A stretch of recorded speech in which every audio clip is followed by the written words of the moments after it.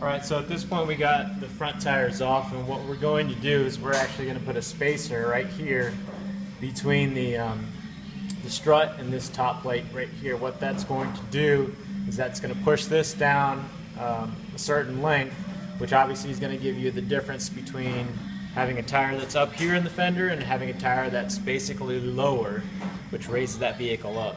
So it's just going to create a gap in that suspension, just going to bring everything further away from each other.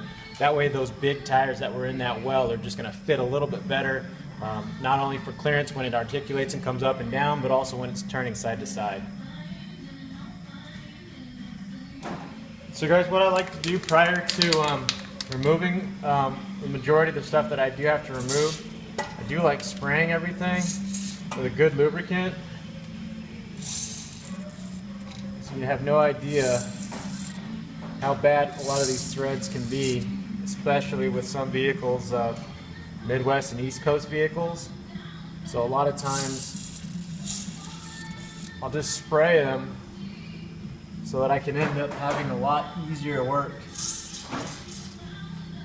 to get them all out. Alright guys, now as you can see, what I did was I disconnected the ABS lines here because you want those out of the way. I disconnected the sway bar link. I did disconnect the upper ball joint, making sure to support this knuckle. That way it doesn't fall all the way out and damage the CV axle at all. Now at this point all I got to do is just basically take off these top 3 nuts to get this strut out, get the spacer in there, and then this side just needs to go back together. Alright guys, as you can see, put the spacer on top of the strut here, took that old one out, put it in the top one, torque these down already prior to, because you obviously can't get to these ones as soon as you get this in. And then all we have to do is basically reassemble here and get everything back together. One thing to note is that when you're putting it in order to get the bottom strut mount to line up with the lower control arm, this has to spin 180 degrees from where it was originally sitting. So as you guys can see, I got the strut in, I got it all mounted together. I got my ABS lines started, the brackets for them. The only thing I left loose was the sway bar link. And the reason why is because I do want it moving freely for the other side. And basically all we're going to do is we're going to repeat the same thing we did to this side on the other side. For those of you guys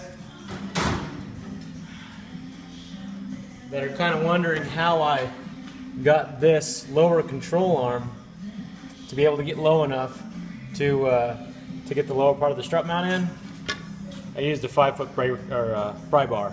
So, little trick, just in case you don't have the right tools, you're going to need something heavy duty to basically pry that down. So, alright, now that we've finished the front, we're going to move on to the rear here. And what we're going to do is basically put a spacer in between this spring and where it sits on the axle. We're going to do that on both sides.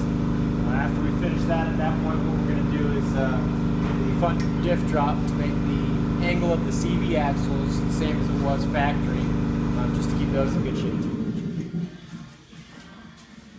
So after installing our rear springs, the spacers on there, and putting everything back together, what we're doing now is we're actually installing a spacer on the front differential here. What that does is it's creating the same angle as original on our CV axles here, so that we don't have any extra additional wear and tear or any vibration going on with them because of the angles, the steeper angles that they are with the kit. So we'll go ahead and install these. They have little spacers also for the skid plates that go over these, and we'll put it all together, get it aligned, and see how it drives.